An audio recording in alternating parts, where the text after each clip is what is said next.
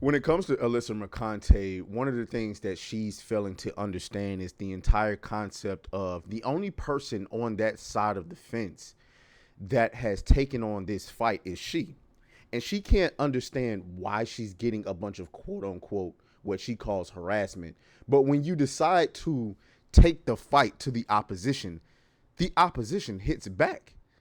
And this is part of the thing that she just can't understand, that she can't get through her mind. She thinks she should be able to sit on her side of the aisle, launch bombs the other way, and face no retaliation. She can't quantify in her mind that she's the one that started the Gamergate war, and yet now that the war is hitting back at her, she can't take it. We're gonna talk about, because like her and her lawyers have finally come out and admitted the obvious, what we've all speculated to be the case since the beginning of this frivolous lawsuit against Smash JT, but we're gonna talk about it anyway.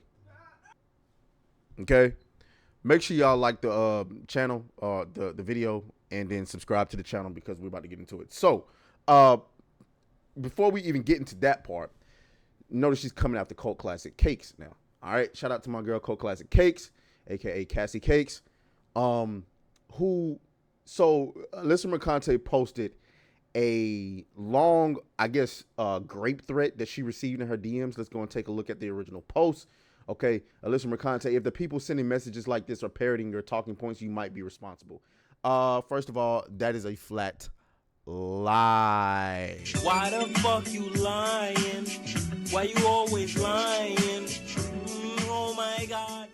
Stop fucking lying. That is a lie. It's not true. That's based in no reality. Just because let's say, for instance, this doesn't even have to be online. Let's say, for instance, we're having a debate out in public, okay?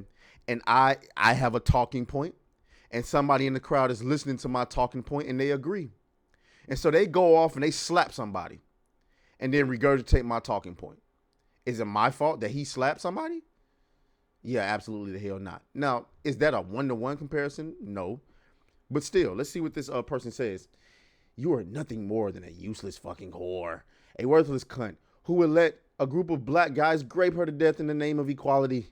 They'd eventually get tired of fucking your gonorrhea-infested twat, though, just like the developers and executives you let come all over that horse face of yours. I bet if I dangled $5 above your head, you'd let me fuck you in the ass. Just like the countless guys you let bend you over behind the strip club you work at and ravage your puckered hole. It's wild to think you actually got anywhere in your career with that flat chest of yours. But I suppose your time spent at the local honk for a free fuck fest must have paid off. Good for you. There's nothing I would like more than to shit down your mouth and make you swallow it. Maybe then you learn to shut that mouth of yours and spread your legs. Thanks for all the free fat material, though. Okay. Nigga? God damn. What the My leg. What? This is a wild comment. Gonorrhea infested twat. Okay. You said she got a horse face, but then at the end you say thanks for all the free fat material? Why are you fapping off to a woman you say has a horse face with gonorrhea infested twat? That's crazy. Additionally, why would you ever want to shit down somebody's? You know what? I'm not even going to speculate. That's a wild message. And the fact that it's coming from Blue Sky is even crazier. Obviously you can't condone this, right? Obviously, there should be no reason. Well, I mean, listen, if you want to send her a hate mail, I'm not going to tell no grown ass man what to do. You know what I'm saying? If you want to send Alyssa Mercante hate mail, that's on you. I'm not going to tell you not to. I'm not going to tell you what to do. Of course, I don't agree with this, right? Of course, I don't believe you should. But you're a grown ass man. You do what you want to do. I just think that it's a little bit strange and weird to go above and beyond to write a message this long like this.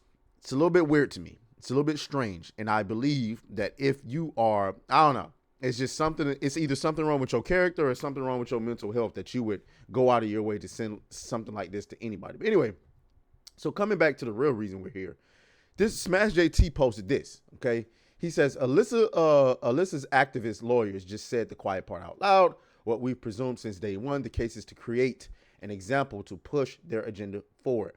This was never about me at all. Alyssa is going to make a law, and well, that's the quote. We'll get into the quote. So this is coming from a guy named Don McGowan. Now, Smash JT alludes to this being one of her lawyers. I'm a little skeptical about that, and you'll see why I'm skeptical about that after we read the quote. So here we go. This guy says, I've mentioned on here that I'm working on litigation about Gamergate. Maybe he is a lawyer. Here's a video from our client who decided to chronicle the amount of harassment she receives on a daily basis from the internet's worst people. Somewhat unsurprisingly, the first version of this video was taken down by YouTube because she didn't obscure the email address of the guy who was sending her consistent grape threats. Yes, YouTube, that's definitely private information. If ever you wondered whether YouTube profits from harassment, note that none of the videos where people are reveling in sending her grape threats has ever been taken down. First of all, let's address that. So maybe I was wrong. Maybe he is a lawyer. It's not like the first sentence tells you that he's a lawyer. Whatever. Anyway, who's reveling in sending grape threats? What are you talking? You see how they just make stuff up?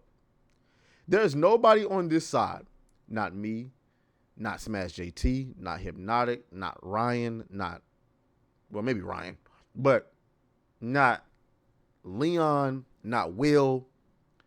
Nobody on this side has ever celebrated in no way, shape, form, or fashion her receiving grape threats.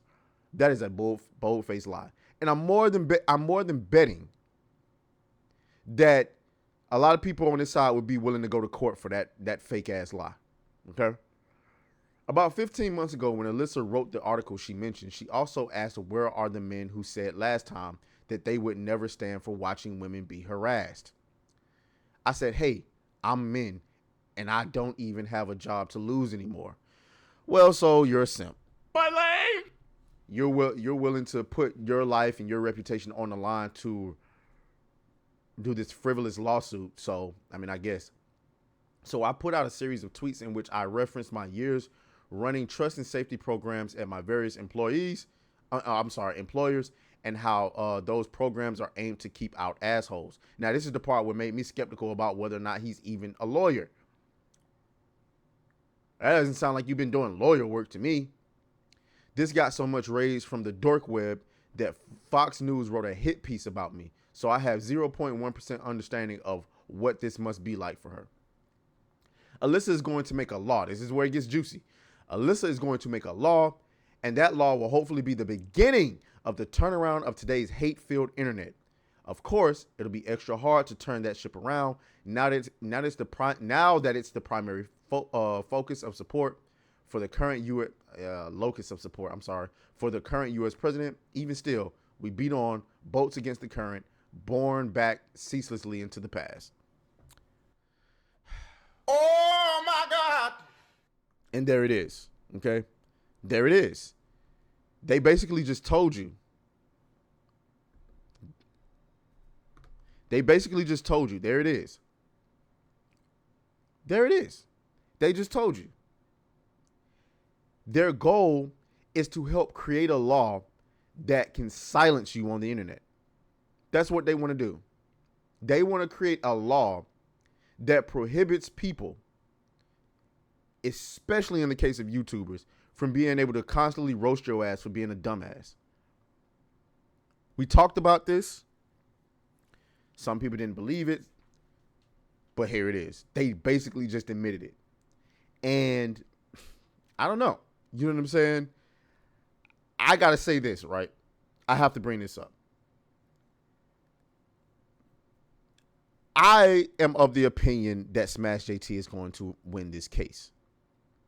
But I would be remiss if I didn't mention the fact that I have my doubts now. And that's because I know the system can be corrupt. Is the entire system corrupt? No, maybe not. I don't know. But I know it can be corrupt, and look no farther than the Megan Thee Stallion and Tory Lanez case. Now, I don't want to give you the whole rundown of what happened here, but basically, story goes, Tory was smashing Megan. Megan goes to a pool party with Kylie Jenner, gets drunk. Tory shows up, flirts with Kylie Jenner. She gets upset. She makes Tory leave with her. They get into an argument in the car, and then Tory just out of nowhere pulled a gun and said, "Dance, bitch," and shot her 5 times. Well, shot at the ground 5 times and hit her foot, okay? So Tory is serving a 10-year prison sentence in jail for shooting Meg Thee Stallion, except for the evidence does not show any of this, okay?